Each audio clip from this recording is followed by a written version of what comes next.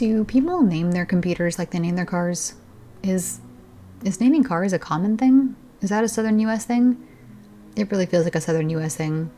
I don't know. My computer doesn't have a name yet. Hey, welcome back. It's Raven, and I am going to walk you through my very first PC build. I have been a gamer since I was about 6 and a casual PC gamer for about 3 years. But with 2020, like for many other people, I started using my home computer more and more often. I started watching YouTube videos and editing my cosplay photography. I started live streaming my terrible gameplay and even started making YouTube videos. A couple years ago, my laptop was dying and I really wanted to switch over to PC gaming, but work was crazy at the time and I really didn't have the time or the energy to put into doing it correctly. So I bought a pre-built budget gaming PC.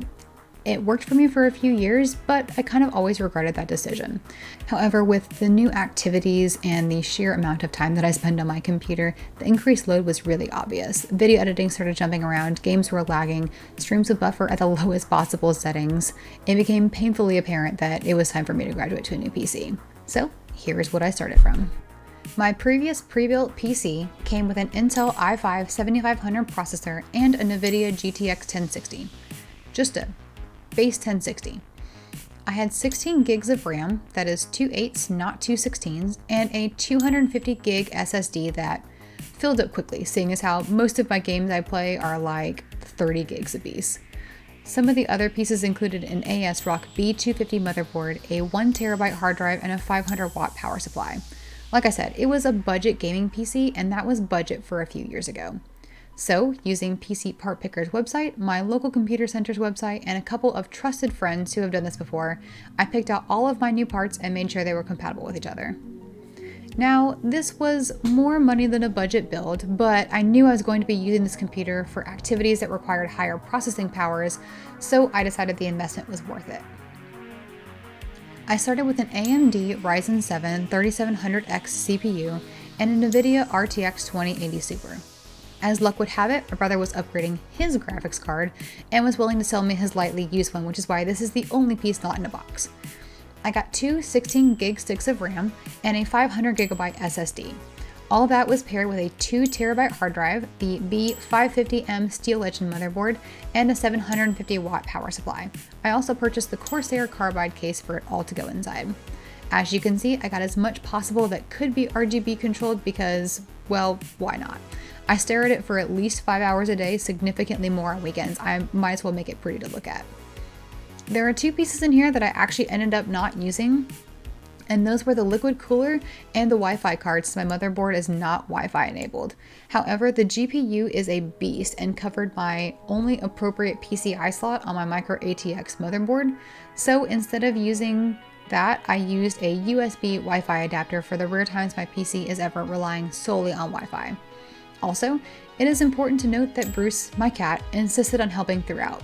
He was instrumental to the success of this build. Lastly, the tools I came prepared with. I had an anti-static mat that I stood and knelt on for the entirety of my build.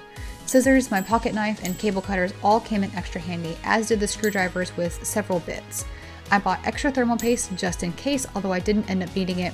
I also didn't realize that zip ties come with like every computer part, so I had extras on hand. For the actual build, I started by laying out my motherboard on its box and installing the CPU first. Next, I added the RAM. I didn't realize just how hard I'd have to press down to pop them in, but they're sturdy things. This is where I add the Wi-Fi card that will eventually be taken out, as I realize the GPU is going to take its slot. Next up is the SSD.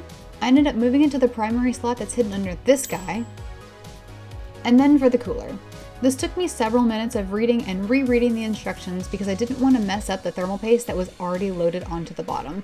And it took me forever to figure out which were the RGB and the power cables. The last of this section is everybody's favorite part, cable management. I really tried my best to keep this up as I went along, even though it meant I had to cut and redo some of those as I took pieces back apart, but it was so much easier than doing it all at the end. Next up, I started in on the case, and this began the agonizing task of putting the motherboard in the case without scratching the contacts on the bottom.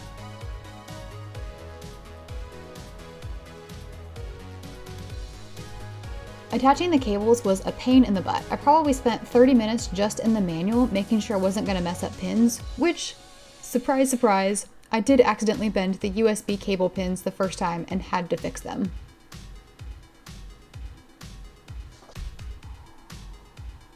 Honestly, I think the power supply was the most frustrating piece because the slot in the case for the PSU is barely big enough for it to fit, let alone including those massive cables that are attached to the back.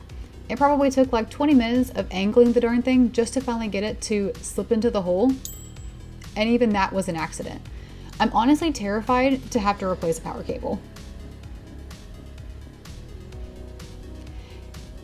And here is where we realize that the Wi-Fi card isn't going to work out, so we're taking it out and adding the 2080 Super in.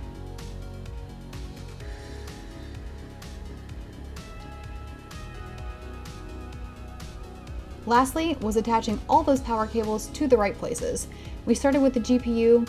I realized afterward that both of those need to be plugged in. Unfortunately, my GPU was the only part that didn't have a manual with it. Next up came the motherboard's power, followed by the cables for all of the fans and the lights. And because each fan also has a light, this took a very long time.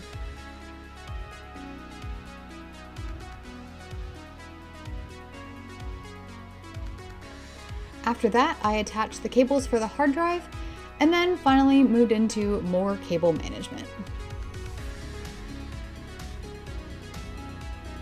And yet more cable management. The final piece was adding back a few screws that I'd removed to place everything, and then it was finally time to plug the power supply in. I flipped the switch on, turned on the power button, and yay, the lights worked the first time. It was like 2 o'clock in the morning at this point, and I'd been at it for almost 8 hours, so yeah, I was ecstatic. The very last piece was to put the covers on and close it all up.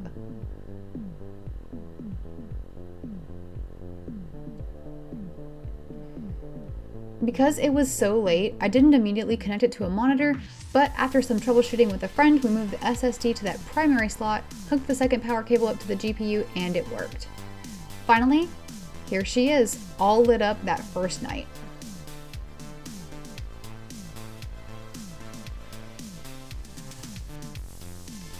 And here she is in her natural habitat. This is my streaming and gaming setup with my PC, my 2 monitors, my webcam, and my keyboard and mouse, and finally my streaming mic. And yes, it was Christmas when I filmed this, so everything is just red and green colored. So that was it. Honestly, the whole process was exhausting and it took me about 10 hours to complete. Also because it was my first time live filming a YouTube video and I was learning so much on the go. Which is also why the first half of that is shot in portrait mode and not in landscape like it's supposed to be, because learning. But the whole process was really, really rewarding. I'm honestly disappointed that I can't immediately turn around and build a new one, but this one is already way outperforming my old PC and I am super happy with it. And not only because I can change the colors. I swear, that's not the only reason.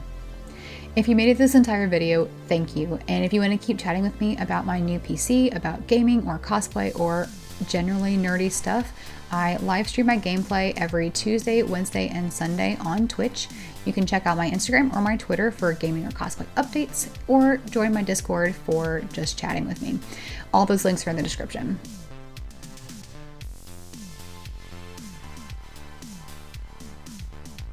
Honestly, the last lesson that I learned is when you wake up, immediately put an icy hot on your back the next morning. My 80-year-old body was struggle busing during that build and I had to lie on the floor several times to straighten it out. That icy hot was probably the best piece of equipment that I bought. Does that make me old? I feel like that makes me old.